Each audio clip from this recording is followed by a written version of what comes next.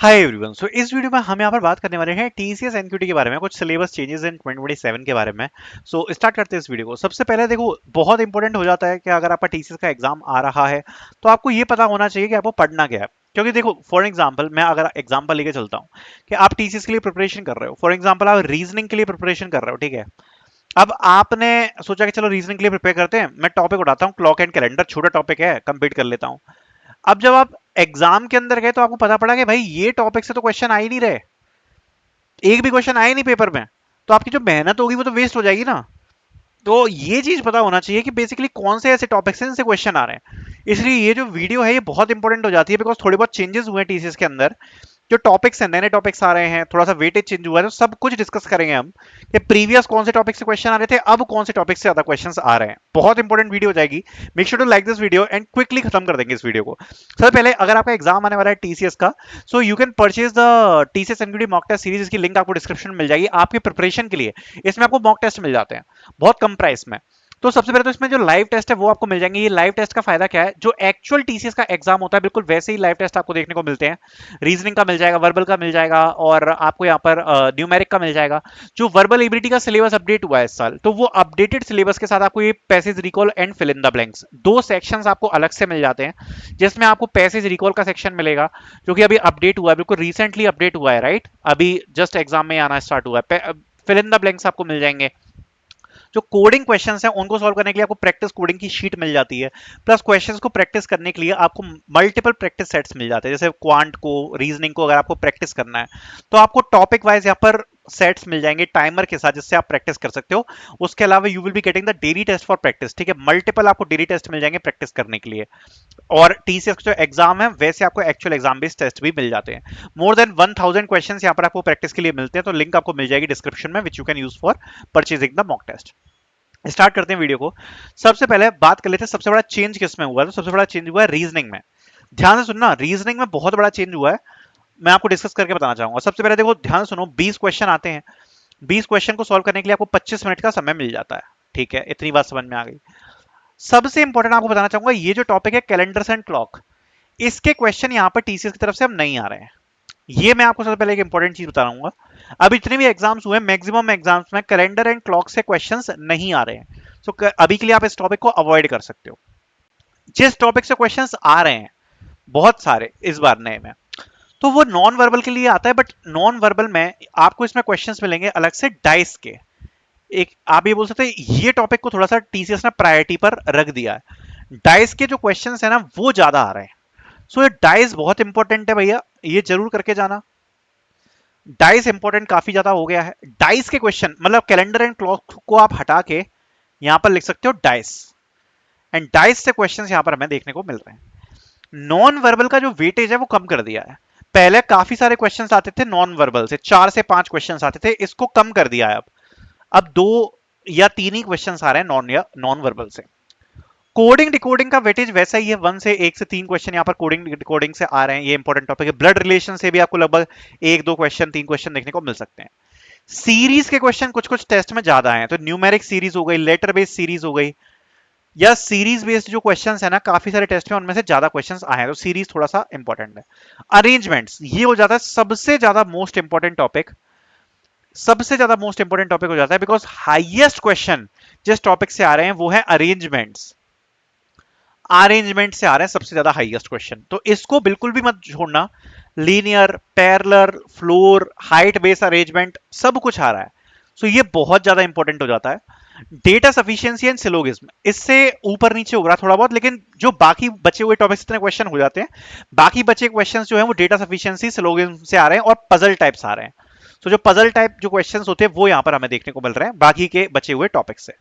So I hope ये clear है। और सीधी बात है कि अगर आपको रीजनिंग निकालनी है ना, तो रीजनिंग निकालने के लिए बड़ा सिंपल हो गया कि आप एक तो अरेंजमेंट्स पे फोकस कर लो। अरेंजमेंट्स बहुत ज्यादा इंपॉर्टेंट है, इस पे आप फोकस कर लो।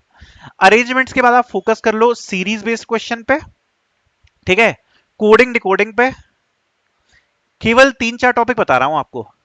एक ये डाइस वाले क्वेश्चंस, ठीक है, और सिलोगिज्म। अगर ये आपने केवल 5 टॉपिक कर लिए ना, 5 टॉपिक में सबसे प्रायोरिटी पे अरेंजमेंट्स, ठीक है, सीरीज, कोडिंग डिकोडिंग, डाइस, आप ये मान लो कि 20 में से, मतलब जो 20 क्वेश्चन आते हैं ना, 20 में से लगभग 12 से 15 क्वेश्चन केवल आपको 5 टॉपिक से ही देखने को मिल जाएंगे। तो जो सिलेबस है बहुत छोटा हो जाता है। सपोज आपके पास ज्यादा समय नहीं है तो केवल आप ये 4 से 5 टॉपिक करके चले गए, इसी में काम हो जाएगा आपका। ठीक है, आगे बढ़ते हैं, बात करते हैं क्वांट। क्वांट का भी थोड़ा बहुत चीजें चेंज हुई हैं। सबसे पहले क्वांट में मैं आपको बताना चाहूंगा कि अभी जो चीजें देखी गई हैं, कुछ topics like number system, simplification और एवरेज, स्टैट्स और ये आपका पाइप्स, ये 5 टॉपिक जो है ना मोस्टली एग्जाम्स में इन 5 टॉपिक से, पांचों टॉपिक को मिला के केवल 2 या 3 ही क्वेश्चंस आ रहे हैं। ये सारे टॉपिक अगर मैं पांचों मिला दूं तो पांचों को मिला के केवल 2 या 3 क्वेश्चंस आ रहे हैं। तो ये जो टॉपिक्स हैं थोड़े से लीस्ट प्रायोरिटी पे हो जाते हैं। ठीक है, थोड़ा सा लीस्ट प्रायोरिटी पे हो जाते हैं। उसमें चलो पाइप्स आप तब भी हटा लो, पाइप्स तब भी एक थोड़ा सा इंपॉर्टेंट है, बट खासकर ये 4 टॉपिक से क्वेश्चंस बहुत कम आ रहे हैं, simplification, number system, stats and average. ठीक है, जो बहुत ज्यादा वेटेज जा रहा है वो जा रहा है परसेंटेज पर। परसेंटेज बहुत मोस्ट अल्ट्रा इंपॉर्टेंट हो गया है। एसआईसीआई, प्रॉफिट लॉस डिस्काउंट, ये जो 3 टॉपिक्स है ना, आप ये मान के चलो कि 20 क्वेश्चंस में से 7 से 8 क्वेश्चन ये केवल ये 3 टॉपिक ही कवर कर देंगे। परसेंटेज, एसआईसीआई, प्रॉफिट लॉस डिस्काउंट, बड़े बड़े क्वेश्चंस आएंगे, बड़े बड़े क्वेश्चंस। ठीक है, फिर जो बाकी के बचे टॉपिक्स है ना, time and work, pipes, ratio proportion, partnership ratio, अगर ये 4 टॉपिक्स को मिला लो तो एक एक क्वेश्चन आप मान लो 3 से 4 क्वेश्चन आपको इन टॉपिक्स से देखने को मिल जाएंगे। ठीक है, तो लगभग 12 क्वेश्चंस तो इन्हीं टॉपिक से हो गए। बाकी के जो बचे टॉपिक्स हैं उनसे फिर बाकी के क्वेश्चंस में ऊपर नीचे हो रहा है। फॉर एग्जांपल किसी किसी एग्जाम में टाइम, स्पीड एंड डिस्टेंस से ज्यादा क्वेश्चंस आ रहे हैं, मेंसुरेशन से ज्यादा क्वेश्चंस आ रहे हैं।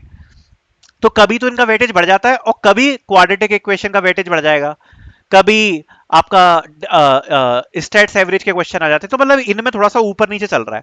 तब भी क्वाड्रेटिक इक्वेशन एंड मेंसुरेशन, ये 2 टॉपिक थोड़े से इंपॉर्टेंट हो जाते हैं, इनसे क्वेश्चंस आ रहे हैं। मतलब कभी कभार ऐसा होता है कि 2 क्वेश्चन आ गए क्वाड्रेटिक से किसी शिफ्ट में और किसी में 2 मेंसुरेशन से आ गए, तो स्विच हो रहा है इनके बीच में। बट जो सबसे इंपॉर्टेंट क्वेश्चन है, मैं आपको सीधी बात बता रहा हूं, अगर आपको क्वांट निकालना है ना, वैसे भी बच्चे 5 क्वेश्चन से ज्यादा क्वेश्चन सॉल्व कर नहीं पा रहे क्वांट में, सही आपको सच्चाई बता रहा हूं, 5 से ज्यादा नहीं कर पा रहे, बहुत ही ज्यादा हार्ड क्वेश्चन आ रहे हैं। उसके लिए मैं आपको सजेस्ट करूंगा कि परसेंटेज, एसआईसीआई, प्रॉफिट लॉस डिस्काउंट, ये 3 टॉपिक पे तो हाईएस्ट फोकस कर लो। परसेंटेज, एसआईसीआई, प्रॉफिट लॉस, बाकी टॉपिक्स को भूल जाओ। उसके बाद अगर आपके पास और टाइम मिलता है इसके अलावा, तो आप टाइम, स्पीड, डिस्टेंस, इसमें वो आपके ट्रेन वाले क्वेश्चन आ जाते हैं, बोट वाले क्वेश्चन आ जाते हैं, ये भी इंपॉर्टेंट है। एंड रेशियो प्रपोर्शन, ये 5 टॉपिक भी करके चले जाओगे तो काम हो जाएगा। ये 5 टॉपिक भी करके चले जाओगे तो हो जाएगा, क्योंकि लगभग इसमें सिमिलर क्वेश्चंस होते हैं। मतलब जैसे आपने एक बार परसेंटेज कर लिया तो आपको क्वेश्चन सेम से फील होंगे, तो ये काफी ज्यादा इंपॉर्टेंट है। वर्बल एबिलिटी पे आते हैं, सबसे इजीएस्ट सेक्शन है। पैसेज रिकॉल में अगर आप मॉक टेस्ट से प्रैक्टिस कर लोगे मोर देन इनफ है। ठीक है, फिल इन द ब्लैंक्स भी अगर आप मॉक टेस्ट से कर लोगे ना, जो हमने प्रोवाइड करवा रखे हैं, बढ़िया हो जाएगा। और फिर ईमेल राइटिंग करनी है, वो भी हमने मॉक टेस्ट में जो कर रखा है वो एकदम से, मतलब इसके लिए कुछ बहुत एक्स्ट्रा प्रिपरेशन करने की जरूरत नहीं है। अगर 4 से 5 घंटे की प्रिपरेशन कर ली तो इसमें ज्यादा कुछ सोचने का है नहीं। कोडिंग सेक्शन बहुत इंपॉर्टेंट हो जाता है। कोडिंग को टीसीएस ने थोड़ा सा इजी किया है compare to the off campus exam of 2026। जो क्वेश्चन इस बार आ रहे हैं ना, 2026 में जो एग्जाम हुआ था उससे इजी आ रहे हैं। बट सबसे बड़ी प्रॉब्लम क्या है, 2027 में लगभग हर शिफ्ट में कंपाइलर इश्यू आ रहा है। 26 में थोड़ा सा कम आया था, बट 27 की तो लगभग हर शिफ्ट में कंपाइलर इश्यू देखने को मिल रहा है। अगर छोटा सा भी क्वेश्चन है ना तो कंपाइलर इश्यू आ रहा है, तो ये बहुत ज्यादा लक बेस्ड हो रहा है, लक बेस्ड। फिर भी कोडिंग के लिए मैं आपको कहूंगा कि प्रिपरेशन करना है आपको, तो अगर बहुत ज्यादा हाई लेवल पे आप गए नहीं हो ना पहले से, तो अब हाई करने की जरूरत नहीं है अगर समय कम है तो। एरे स्ट्रिंग्स, एरेज स्ट्रिंग्स, ठीक है, और नंबर्स बहुत इंपॉर्टेंट है। Numbers based questions, numbers based question से बहुत क्वेश्चंस आए हैं इस बार। ठीक है, और बिट्स एक बार पढ़ लेना, कन्वर्जन पढ़ लेना, ठीक है, कन्वर्जन पढ़ लेना। और जो बिल्कुल स्टैंडर्ड क्वेश्चंस होते हैं ना वो क्वेश्चंस आ रहे हैं, जैसे पोस्ट फिक्स एक्सप्रेशन कैलकुलेट करना, या जो लीड कोड की बिल्कुल एक शीट के बिल्कुल एक वो क्वेश्चन नहीं होते बिल्कुल स्टैंडर्ड वाले के, ये क्वेश्चन तो उसका इंप्लीमेंटेशन नहीं है, वैसे क्वेश्चंस। तो वैसे क्वेश्चंस आ रहे हैं, तो कुछ बहुत ज्यादा हाई जाने की जरूरत नहीं है। और अगर वैसे क्वेश्चन नहीं आ रहे तो ईजी ही आ रहे हैं। तो कोडिंग सेक्शन में आप ये मान के चलना कि एक क्वेश्चन तो आपको थोड़ा सा ईजी साइड पे देखने को डेफिनेटली मिलेगा, जिसके लिए आप एरे स्ट्रिंग्स वगैरह की इजी मीडियम क्वेश्चंस करके जा सकते हो, नंबर्स की इजी मीडियम। अगला जो क्वेश्चन है वो इजी भी हो सकता है, मीडियम भी हो सकता है, बट होगा स्टैंडर्ड, होगा स्टैंडर्ड। अगर सपोज मिन हीप से आ रहा है, मतलब सपोज हीप से आ रहा है, स्लाइडिंग विंडो से आ रहा है, ठीक है, या स्टैक से आ रहा है, या किसी और टॉपिक से आ रहा है, क्यू से आ रहा है, आएगा स्टैंडर्ड। तो ये यहाँ पर कुछ चेंजेस है जो हमें देखने को मिले हैं। According to this road map you can prepare for this, and all the best. Thank you so much for watching.